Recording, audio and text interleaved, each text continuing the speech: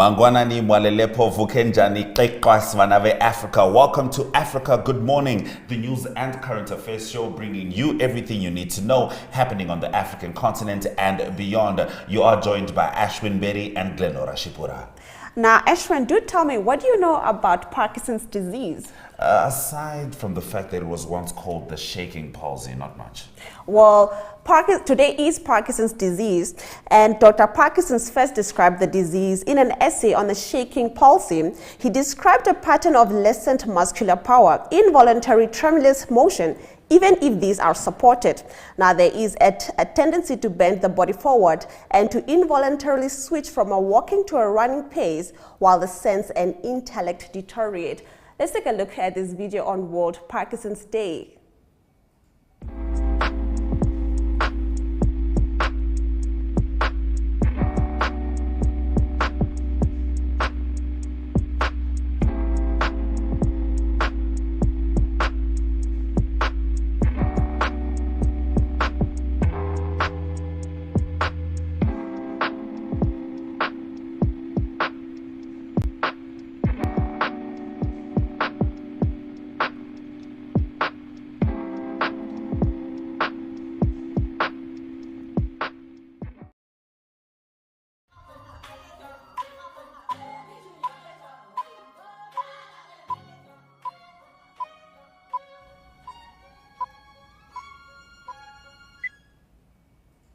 Today is Monday, the 11th of April, and these are your top stories.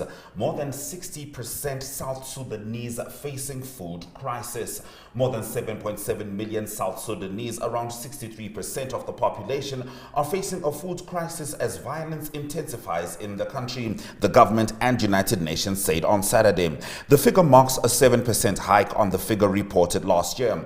According to the joint report, which was presented to the press on Saturday, climatic shocks such as floods and droughts and population displacements are contributing to the increased food insecurity as well as the ongoing armed clashes. South Sudan, the world's newest nation, has suffered from chronic instability since independence in 2011, spending almost half of its life as a nation at war. The country was in 2013 plunged into a brutal 5-year civil war between forces loyal to President Salva Kiir and veteran opposition leader Riek Machar. The war cost almost 400,000 lives and uprooted millions from their homes. 2 years ago, the two men formed a unity government, cementing a peace deal signed in 2018 that brought an end to the conflict. The UN has repeatedly criticized South Sudan's leadership for its role in stoking violence, cracking down on political freedoms, and plundering public coffers. In our next story, Gambians vote in legislative elections to consolidate democracy. Gambians are voting for lawmakers in legislative elections that should consolidate a young democracy and may see President Adama Barrow strengthen his power after winning re-election last year. Now, voters in the West African state on Saturday will renew the unicameral National Assembly's 58 seats for a 5-year term. Now, the single round vote will help to choose 53 lawmakers, while Barrow, serving a second 5-year term after last December's electoral victory, will name the 5 others, including the parliament's president. Now, voting for a new constitution seen as essential by the Gambia's international partners to strengthen its democracy and limit the president's powers will be a key task for the new legislature. Now, Barrow's unexpected victory against now exiled dictator Yahya Jammeh in country's 2016 presidential vote ended a 20-year regime marred by state atrocities from assassinations and forced disappearances to rape and torture. Now, he promised to introduce constitutional change by the end of his term, but in September 2020, the outgoing parliament rejected a draft constitution limiting the presidents to 2 terms. All right, moving over to Mozambique. Teenager killed as police use live bullets to disperse riot over alleged organ trafficking. This is according to reports. A riot over alleged organ trafficking last week left 1 dead in central Mozambique. A teenage boy was shot in the head when police fired live rounds and tear gas to disperse the group protesting against the disappearance of children in the 25 de Uno neighborhood, a suburb of Chimoio in the provincial capital of Manica. During the clashes, several people were injured and 54 were detained. The population fears that the kidnappings are motivated by organ trafficking, a resident said. The group that took to the streets destroyed 2 homes of a local trader who is said to be suspected of having kidnapped 2 children of his employees, and after the population allegedly found parts of human organs stored in 2 refrigerators. Mirama reports that the children went missing on March 30. Another resident said that the children disappeared shortly after the merchant left the rented house in a vehicle with tinted windows, raising suspicions which led residents to the merchant's other 2 residencies where frozen human organs were allegedly found. At least 13 dead, another 10 missing as 2 migrants boats sink off Tunisia. Now, at least 13 African migrants died when their boat sank off Tunisia, judicial official Murat Turki told Reuters on Saturday. Another 10 migrants were missing off the coast of Sfax and 19 were rescued, the official added. Among the bodies recovered were 4 women and 4 children, Turki said. Now, in recent months, dozens of people have drowned off the Tunisian coast, with an increase in frequency of attempted crossings to Europe from Tunisia and Libya towards Italy. Now, hundreds of thousands of people have made the perilous Mediterranean crossing in recent years, many of them fleeing conflict in poverty in Africa and the Middle East. Now, Tanzania abstains as UN body votes to suspend Russia from Rights Council. Tanzania was among 58 countries that chose to abstain from the United Nations General Assembly vote to expel Russia from the UN Human Rights Council. The Assembly voted on Thursday to suspend Russia. Of the 193 members of the Assembly, 93 voted in favor of suspension, while 24 voted against and 58 abstained, suggesting weakening international unity against Russia. It was the second ever suspension of a country from the council. Libya was first in 2011. Despite pressure from Moscow for a no vote, several African countries only abstained, such as South Africa and Senegal. Also abstaining were Brazil, Mexico, and India. From the East African region, Kenya, Uganda, and South Sudan joined Tanzania in abstaining from the vote, while Ethiopia, as Burundi, voted against ejecting Russia. Now, the countries voting against included China, a Moscow ally which has steadfastly abstained from criticizing the invasion. Others were Iran, the former Soviet Republic of Kazakhstan, and Communist Cuba, as well as Russia itself, Belarus, and Syria. But Washington has admitted there is little anyone can do about Russia's opposition on the Security Council, where it has a veto. More than 11 million people have been displaced since Russia invaded Ukraine on February 24. All right, that brings us to the end of the first half of our stories. More news after the break.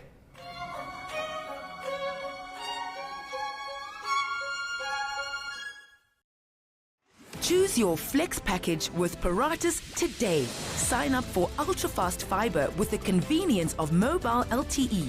That's 2 products in 1 bundle. It's new, it's 1 bill, and you can stay connected in more than 1 location. For more information, visit paratus.africa/NA. Always prepared. Paratus.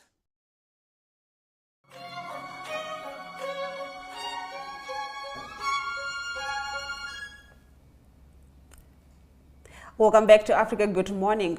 We now give you the second batch of the latest news stories. Now, COVID-19, Rwanda has vaccinated over 60% of its population.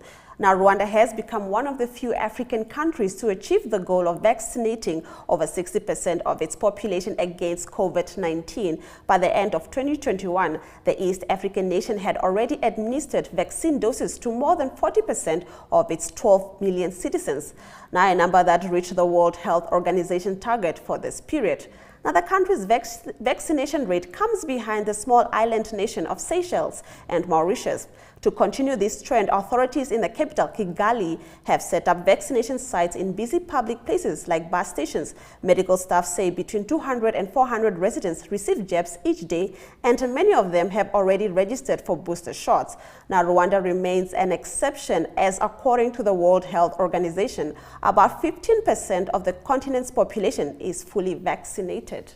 Sticking with COVID-19 news, over 2/3 of Africans infected by COVID-19 virus since pandemic began. This is according to the WHO.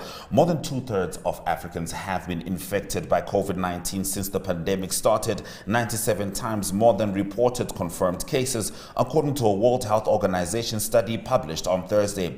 The study found that by September 2021, 800 million Africans had been exposed to SARS-CoV-2, the virus that causes COVID-19, compared with 8.2 million cases reported at that time. It said that on average globally, true infections were 16 times higher than confirmed cases. The agency's regional director for Africa, Dr. Mashidi Somweti, said that the continent's high exposure to the virus and currently declining infection rates did not mean that Africa could declare victory against COVID-19. It found that exposure to the virus had rocketed from 3% in June 2020 to 65% in September 2021. Africa has a higher proportion of asymptomatic cases than other parts of the world, with 67% of cases having no symptoms, the WHO said. In our next story, conflict halts cancer treatment, says Tigray Hospital.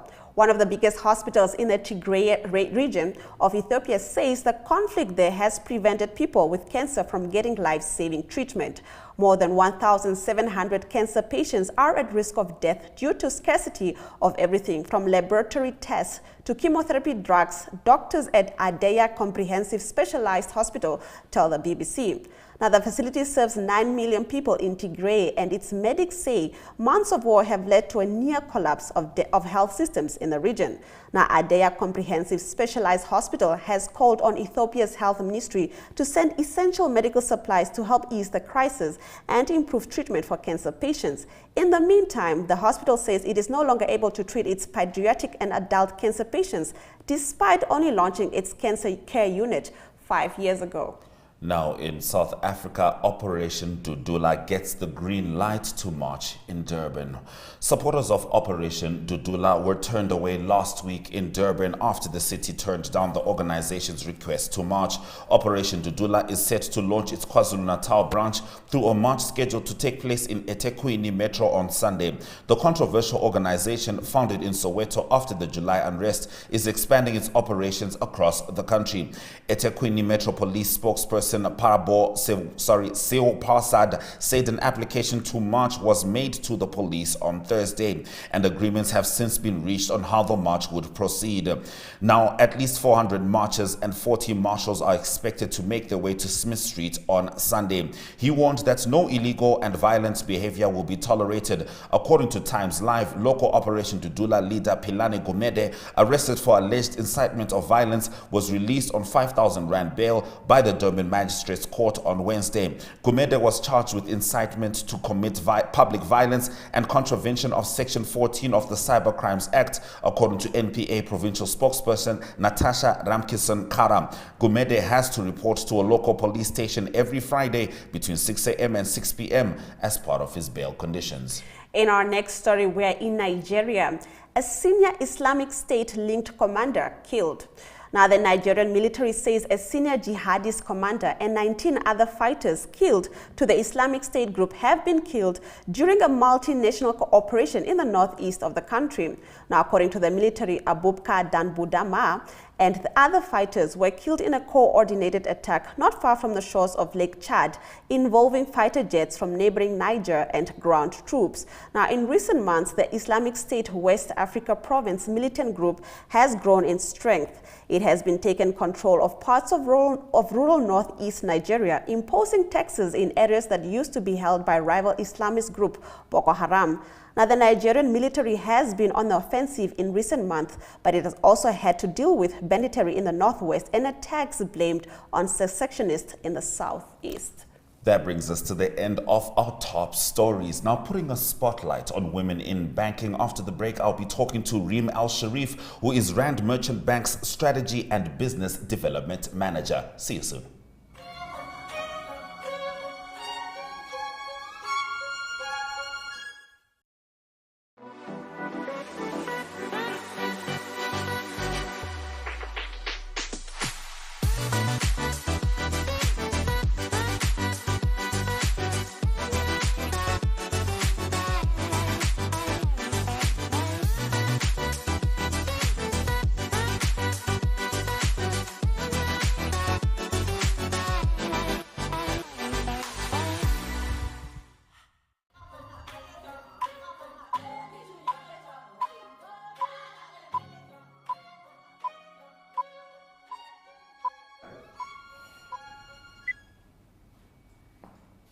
Now, as I just highlighted, Reem Al Sharif is Rand Merchant Bank's Strategy and Business Development Manager. She's also a passionate researcher in the gender and social economic development field. Thank you so much for joining us this morning. Thank you, Ash, and good morning. All right, so I've got a fairly loaded question to get us started, No, but it is shoot a ahead. Monday. Now, look, our attention was recently caught by a recent thought leadership article you shared on the untapped market of women empowerment.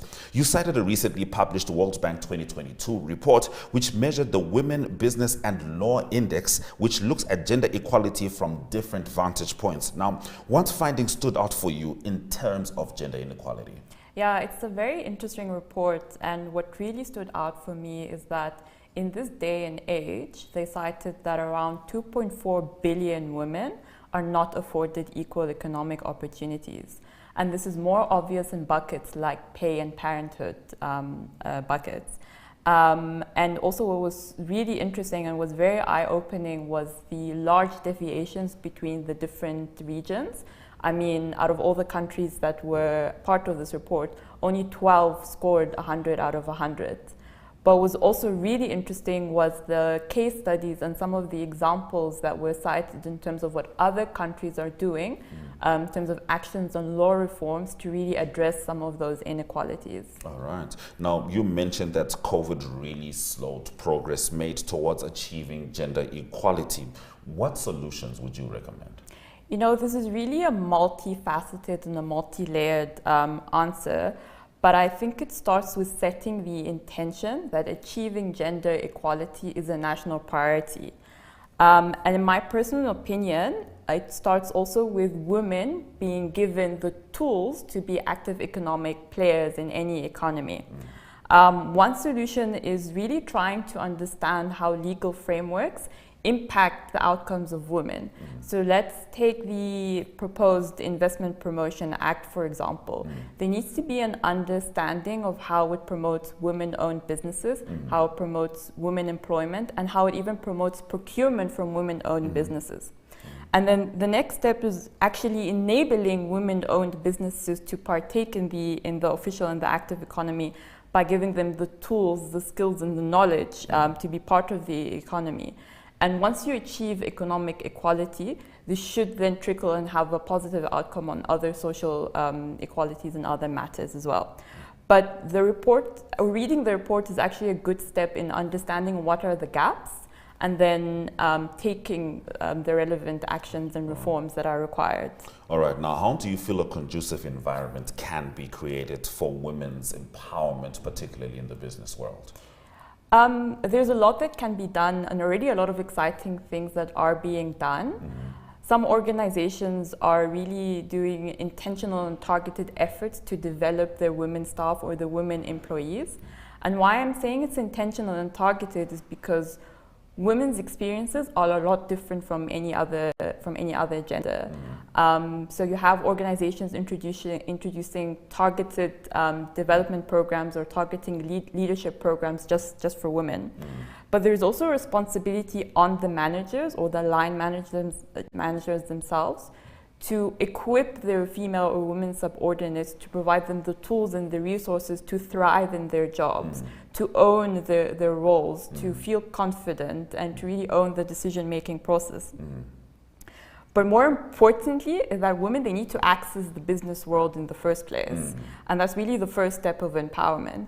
And here, countries can introduce interventions by providing women the tools, the skills, and the knowledge to be entrepreneurs or to be active players in any economy. There was a study that showed that women entrepreneurs that are provided entrepreneurial skills perform a lot better than women that are provided technical skills like finance or marketing, although still important, but the first group really performed the better. Wow, very interesting. Now, you noted that workplaces are taking on the agenda taking on that agenda of gender equality somewhat to heart, but are there mentionable strides in terms of equality that you have personally taken note of? Yeah, I mean, definitely there's been notable progress. The obvious one is that now there's a higher representation of women in male-dominated industries, even in senior management roles. And I think First Rand is an organization that embodies that quite well. Something else is that the last 2 years showed us that with greater mobility and with greater flexibility, women can really balance their professional and their personal needs, so they don't have to give up one in order to thrive in the other. And the advancement in digital technology as well. I mean, it's provided entrepreneurs an easily accessible platform to showcase their goods and services. And I think we've seen a lot of women entrepreneurs really take up this platform to thrive in their businesses as well.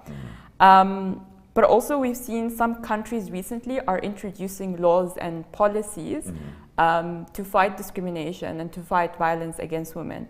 But I mean, as I mentioned earlier, there are really large deviations between the different countries and the different regions. So we still have quite a long way to go. But, there's a Latin saying, tot facienda parum factum, so little done, so much to do. Yes. And, as we speak about that, how then do you feel we could bring up significant change?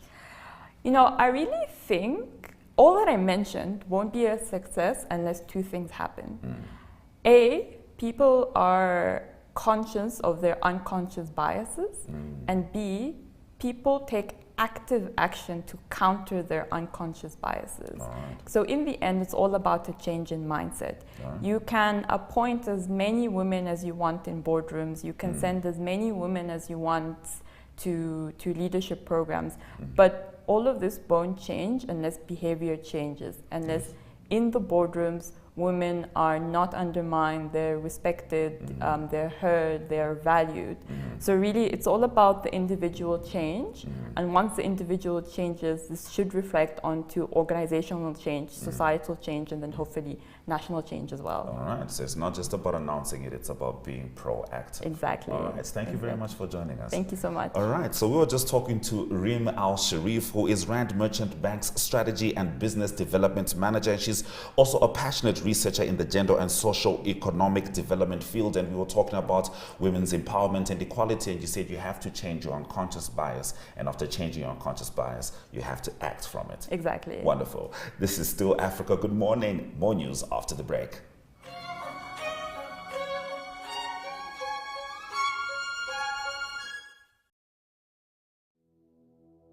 Have you received a loan from NASFAF? NASFAF loan is the same as any other loan. It must be paid and settled. NASFAF has a set of guidelines on how you can repay your loan and become debt-free. Therefore, it is important that you, a former beneficiary and a responsible Namibian, show your patriotism by helping pay back your loan and thus helping NASFAF become a revolving fund for the benefit of future potential students. By failing to pay back your NASFAF loan, you risk being blacklisted or having a court order against you. So arrange with the fund to pay back your loan today. For more information on how you can repay your loan, visit our website at www.nasfaf.na or visit our Facebook page or Twitter. Do the right thing and hashtag #paybackthemoney.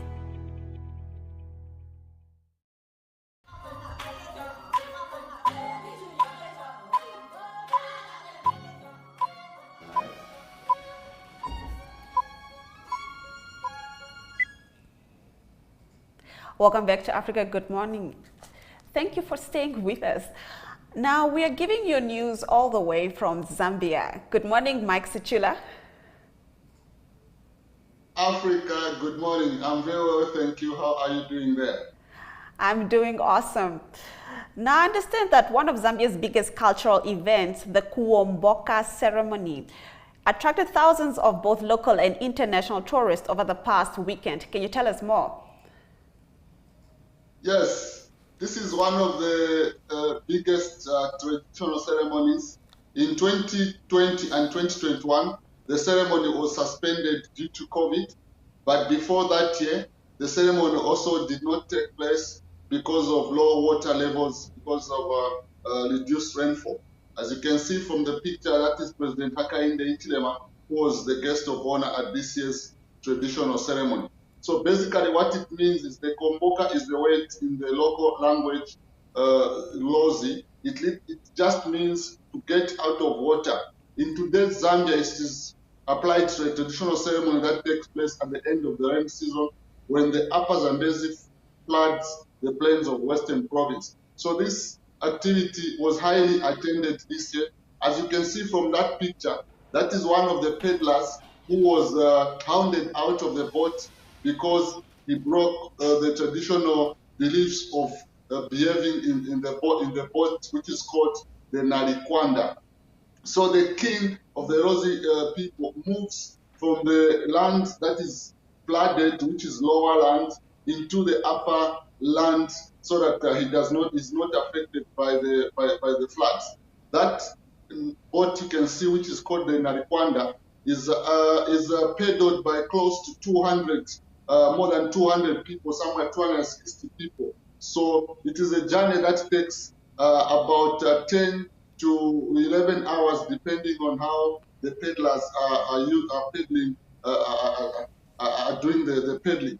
So this event this year attracted thousands of local and international tourists, and the government, President Hakainde Hichilema, has advised the traditional leadership to see how they can make more money from this event. So it is one of the events that is still going on, even when the day that was the highlight of activities on the 9th of April 2022. Truly beautiful and stunning images. Now, on a rather sad note, criminals have vandalized part of the gravesite of former President Kenneth Kaunda, who passed away quite recently. What's the security situation? It's actually something that is sad, and according to information that I did gather, actually the symbolic man-made eagle, which has been encircled in the picture, was stolen about 2 weeks ago. So the way it was painted, more or less like it is a god, probably the criminals who took it mistaken it for being a god symbolic eagle. However, it is not God according to the people that made it. So this is something that the Kaunda family, yesterday we spoke to Mr. Panji Kaunda, one of the eldest son, who said the theft of the symbolic eagle is something that is indicates that there's a moral decay in modern society. And for it to be stolen from the founding head of state tombstone, a number of people have condemned it, and government is also promising to enhance security at this site where 4 other heads of states have been buried. So it's something that authorities are pursuing, because the criminals did not only steal the symbolic eagle, but they also stole iron sheets that were barricading this presidential burial site for Dr. Kaunda. So this is something that has shocked many Zambians from all walks of life. And as we speak, probably today, something is going to be done to enhance security. Police have not commented on this matter, and we're expecting that they are going to comment to launch investigations into this matter. All right. Do keep us up to date on developments in this story. Now, in your next story, I'm one who's trying to learn how to swim. I understand that Zambia will host one of the region's biggest swimming events that will run from the 14th to the 18th of April 2022. Kindly share more details on this event. Yes, this event, which will start taking place from this week, will attract 300 international swimmers from 14 countries expected to take part in this event. And the Zambia Swimming Union says it has stepped up preparations for the 2022 CAN Zone 4 Championships that commences on Thursday this week. According to the union president, he says the association, through the local organizing committee, has made efforts to ensure that everything is in place for the championship. Close to 5 million kwacha has since been raised to ensure that the event runs smoothly, adding that the swimming pool, which is at the Olympic Youth Development Committee, is ready to host the event. The countries that are expected to come through from South Africa, Botswana, Zimbabwe, and Kenya, among other countries. So Zambia has selected 35 swimmers to represent the country, and the 35 swimmers are earmarked to reap medals during this event, considering that Zambia is hosting this event. And a number of business houses have also come on board, and also swimming fans are expecting to be treated to quite some different style of swimming in Lusaka. The events to be taking place in the capital city, Lusaka. All right. Okay, now as we wind up, Chipolo Polo skipper Enoch Mwepu was voted man of the match in his English side as his English side Brighton beat Arsenal 2-1 at the Emirates Stadium. Please briefly get into that.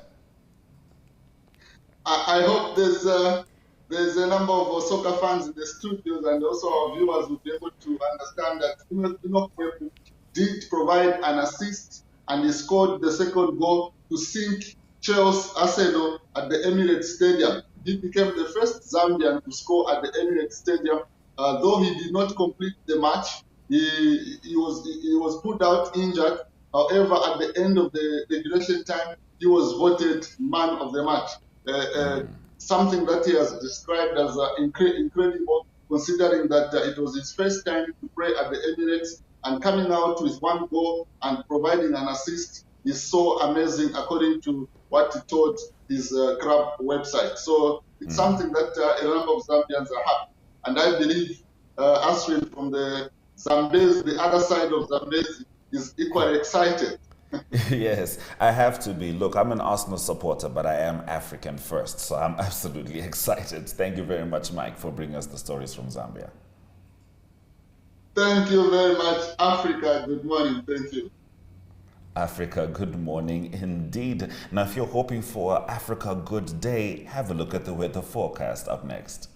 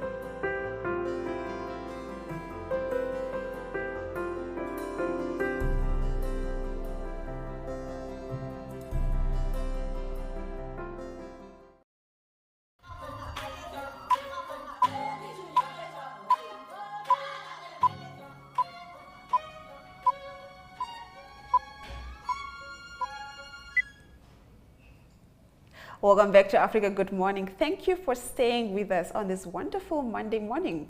Now we're just bringing you news all the way from Zambia. We now cross over to the House of Stone, speaking to Talent Gore. Good morning, Talent. Good morning, Glenora. Good morning, Ashwin. How are you doing this morning? We are doing well. Now, I understand that the government has announced the introduction of the new $100 Zimbabwean dollar notes, whose date of circulation is yet to be set. Can you tell us more? The Zimbabwean government has announced that they are set to introduce a new $100 note, and the date is yet to be set. Apparently, the move is expected to address cash shortages and enhance ease of transacting by members of the public amid concern over the resurgence of inflation pressures. The $50 note, which was injected last year, July, has been the highest denomination and widely circulating, as the $20, the $10, the $5, and the $2 note are rarely circulating due to inflation. So the Zimbabwean dollar was reintroduced in June 2019 when government abolished the use of multiple foreign currencies in an effort to fix shortages of goods on the market. But however, we have since seen that the United States dollar has since found its way back to the market, whereby now businesses and retailers they now want the US dollar instead of the Zimbabwean dollar, because apparently the Zimbabwean dollar is losing its, it's being inflated. So as it stands as of today, one US dollar is equal to 330 Zimbabwean dollars. So now people are saying that we can't continue using the Zimbabwean dollar. They are now opting for the USD. So when you go to the supermarkets or wherever, if you have US dollar, you get a discount. Unlike when you have the Zimbabwean dollar, now people prefer the United States dollar. So people are saying that how can the government introduce a new note when the new note itself, the highest of them all, cannot even afford to buy one loaf of bread? You need two of those notes to buy a loaf of bread. So it doesn't make sense when they introduce a new note. Understandable concerns indeed. Now, Zimbabwean man has been burnt to death in South Africa as xenophobic or specifically Afrophobic attacks escalate. Please tell us about that. So, in latest xenophobic attack, a Zimbabwean man was stoned and burnt to death in Diepsloot, South Africa. Nyati was killed overnight by a violent mob which was hunting down foreigners in Johannesburg's Diepsloot Township as anti-immigrant activists escalate attacks. Residents in the area accused police of failing to tackle the high crime rate, and the family of Elvis Nyati had just returned home when a group of people in the neighborhood on doors demanding to see ID documents from residents. It is believed that Nyati then ran out of the house, out of his shop, but the angry mob caught him and beat him up. So as you can see in the picture, those are the remains of Elvis Nyati, who was burnt alive, who was stoned and burnt alive. And there are also pictures of his family members actually collecting his body remains. And the Zimbabwean government has said that they are now going to hold talks with the South African government to see a way forward and how to deal with this issue. Well, apparently, this is not the first time that Zimbabweans have been killed in South Africa during xenophobic attacks. So this is just one of those sad stories whereby we found some of us being killed in South Africa because they are Zimbabweans and they do not have documents in South Africa. Now, in your next story, I understand that nearly 34% of girls under the age of 18 are married countrywide, a statistics that has shocked the Zimbabwe Gender Commission. Can you tell us more? Well, apparently nearly 34% of girls under the age of 18 are married countrywide. And this statistic has actually shocked the Zimbabwe Gender Commission, which said that it was concerned about the surge in child marriages and the exploitation of young girls. According to Zimbabwe Statistic Agency, 2% of boys also get married before reaching the age of 18. So addressing journalists in Harare, Zimbabwe Gender Commission chairperson, Commissioner Margaret Sangarwe, said that child marriages was a violation of human rights, and child marriage is a violation of human rights, and the Zimbabwe Gender Commission is concerned about the surge in the practice as well as the exploitation of young women and girls.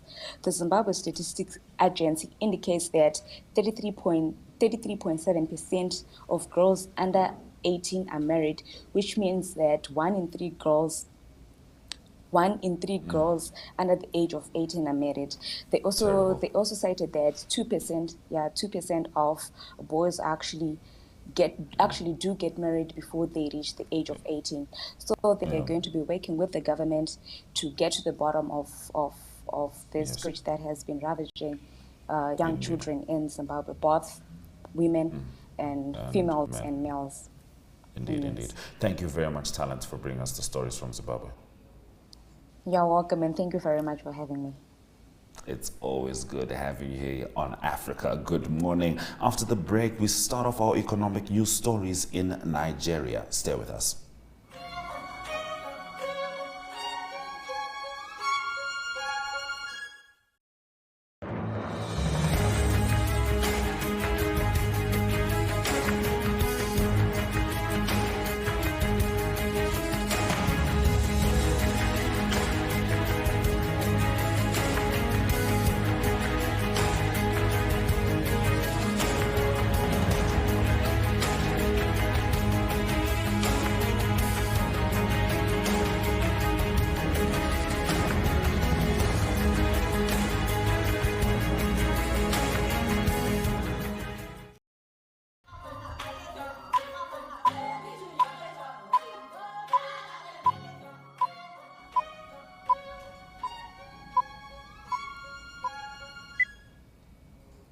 Thank you for staying with Africa. Good morning. Let's get into your economic news stories.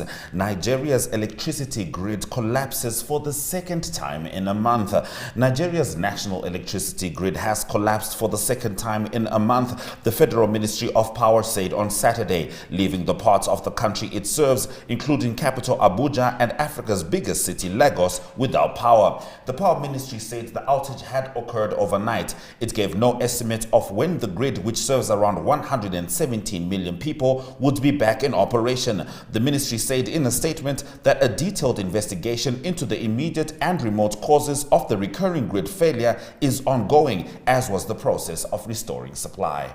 In our next story, Tanzania, Japan signed a deal to decongest Dar es Salaam. Now, Japan International Cooperation Agency and the government of Tanzania have signed a cooperation agreement for a project that seeks to decongest the commercial capital. Now, the project, titled Transit-Orientated Development for Dar es Salaam, will be jointly implemented for the first time in Tanzania's economic development trajectory to improve urban development in connection with the public transport infrastructures and services. In response to the request from the government of Tanzania, JICA dispatched a detailed planning study to Team Tanzania from February 3, 2022. All right, now Angola issues 1.75 billion US dollars in debt. Now the government announced on Friday that it had concluded an issue of debt securities in Eurobonds on the London Stock Exchange in the amount of $1.75 billion, an operation described by high demand in which requests from investors outperformed 2.3 times the offer. Considered historic in the statement in which the government declares the operation, the issue consists of bonds with a maturity of 10 years and an interest rate of 8.75%. In Project of the Century, Swiss seek to bury radioactive waste. Storing radioactive waste above ground is a risky business, but the Swiss think they have found a solution, burying spent nuclear fuel deep underground in clay. The Mount Terry International Laboratory was built to study the effects of burying radioactive waste in a clay which sits 300 meters below the surface, where more than 170 experiments have been carried out to stimulate the different phases of the process, positioning the waste, sealing off tunnels, surveillance, and to reproduce every imaginable physical and chemical effect. According to experts, it takes 200,000 years for the radioactivity in most toxic waste to return to natural levels. Now, Switzerland's nuclear plant operators are expected to choose their preferred option in September. All right, that brings us to the end of our economic news stories. Next up, economic indicators.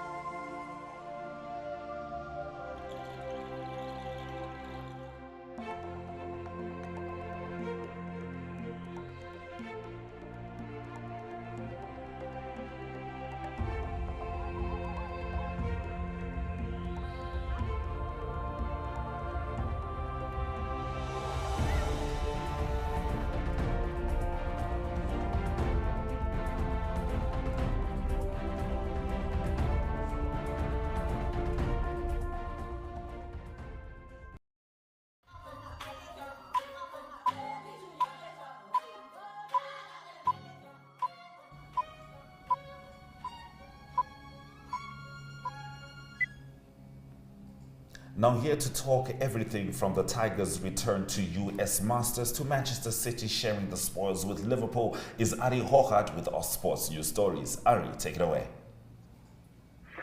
Yes, good morning, Ashwin and Granola. Nice to talk. Yes, lots of emotions, some wins and some losses, but let's start with the golf. Like you mentioned, it was Tiger Woods that played in the Masters. That was quite significant. He had a car accident and he could not play for almost a year, so it was great that he was back. Anyway, the news of the day is that man on the picture, that is the Scotty Scheffler of the USA. He won the Masters, his first major. He became world number one just before the tournament. Great result for him. He finished on 10 under par, despite the 4-putt on the 18th. Still 3 shots ahead of Rory McIlroy that came in with a 64, 8 under par in the 4th round. to claim second spot there. And the Southern African interest, Charles Schwartzel, tied 10th in that tournament. And Cameron Smith there in action, he fell away a little bit. He was tied third on 5 under par. Tiger Woods, he was in the news. He was in the top 10 after the first round, top 20 after the second round, but fell away with 278. But just amazing that he came back and made the cut and competed at the Masters. Great to see that he's back. Then on to some soccer news or some football news. It was a big game yesterday afternoon or yesterday early evening. It was Southern African time, Manchester City that played against Liverpool. That was at Manchester City at the Etihad.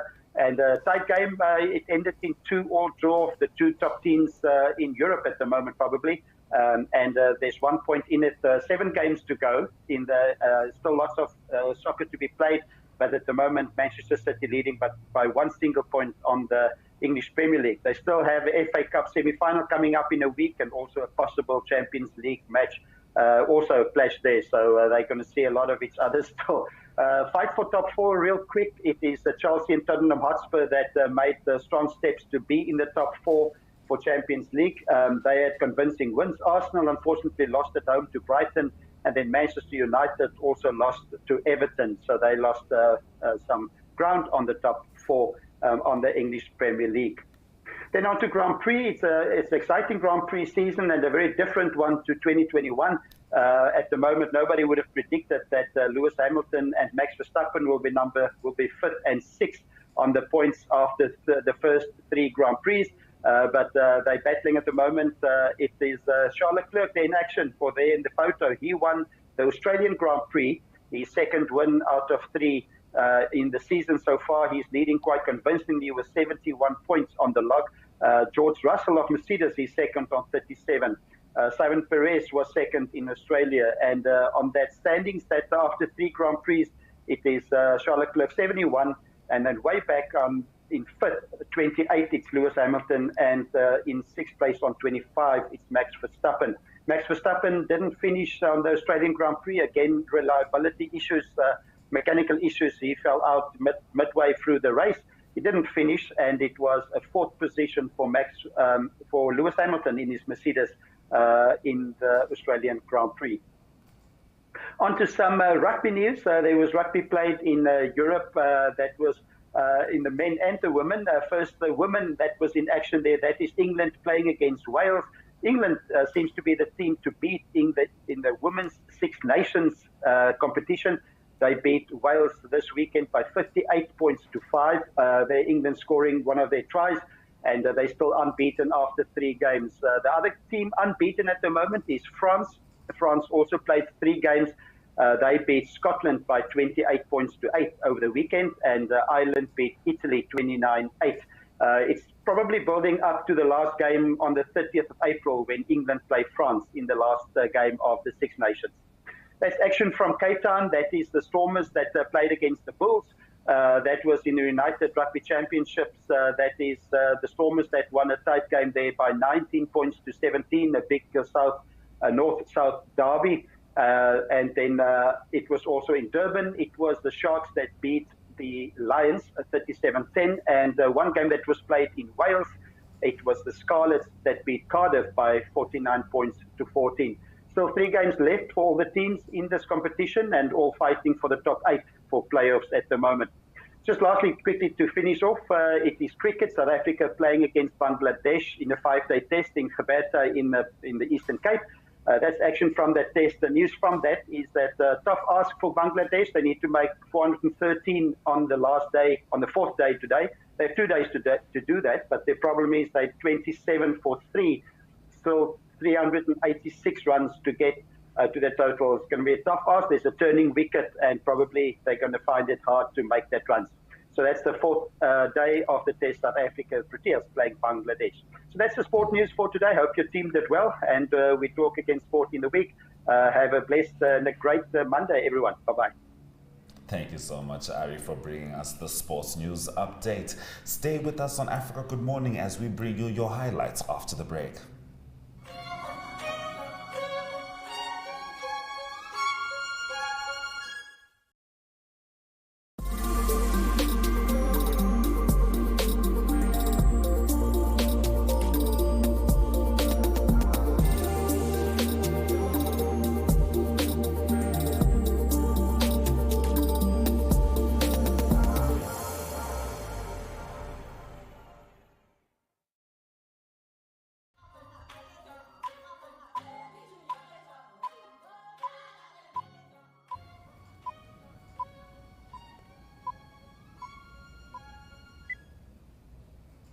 Africa Good Morning has been broadcasting for the last hour, bringing you the most pertinent stories happening on the African continent and beyond. Now, if you perhaps missed our top stories at the top of the hour, worry not. Here are some of the headlines. More than 60% South Sudanese facing food crisis. Gambians vote in legislative elections to consolidate democracy. Teenager killed as police use live bullets to disperse riot over alleged organ trafficking, according to reports. At least 13 dead, another 10 missing as 2 migrant boats sink off Tunisia. Tanzania abstains as UN body votes to suspend Russia from Rights Council. Nigeria's electricity grid collapses for the second time in a month. Those have been our stories. And with that, we've come to the end of our show. Thank you for joining us on this lovely Monday morning. Now, do remember that Africa Good Morning is repeated on our 1UP2 website and our DSTV channel 285 and our Gotv channel 94 between 8:30 and 9:30 a.m. every weekday. And if you happen to have any comments regarding our program, do share them with us on our Twitter and Facebook pages. And also, if you happen to have any videos or happenings from your parts of Africa, do share them with us and we'll gladly include them in our program. I am Glenora Shepura. And I am Ashwin Berry. Swera Jaganaka.